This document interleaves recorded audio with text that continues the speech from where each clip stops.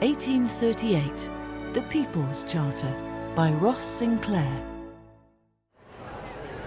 At the top it says real life, and this is a tattoo which I have on my back, which I had made 20 years ago, and over those 20 years I've made a lot of different pieces of work which have explored ideas of reality, what's real for me, for you, for us collectively, individually, as groups, nations, nationally, internationally. So in a sense that's my first sort of stop-off point, that I'm kind of thinking how this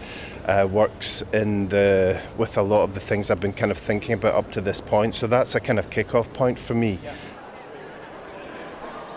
I was just sort of amazed at how, looking back at the People's Charter, how radical all the demands were, and how, when you dig a bit deeper, I was really interested to imagine how these events, these things would have been seen by people at the time, at that point in history. We look back at them now and they seem as though they were somehow predestined and were inevitable, but what really excited me was the ideas that they came out, and I think with the Chartists more than any of them, out of a massive groundswell of public opinion which wanted representation, which wanted one man, one vote, which, over 1 million people signed this petition that was rejected by Parliament and that ultimately led to the riots. And I mean, this is an incredibly exciting story, and I think we look back on these events that have formed this sort of democratic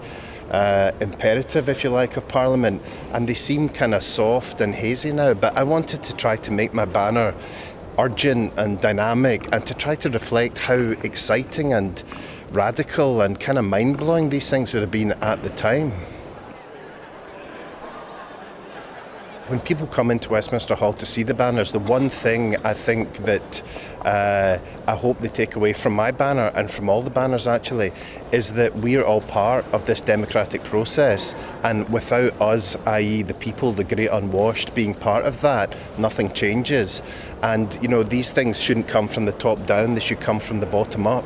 And when you look at my posters, I hope that comes quite close to the surface, that we have to make a noise, we have to shout about things, we have to protest like the Chartists did if we want a more perfect democracy to be in this country, I think.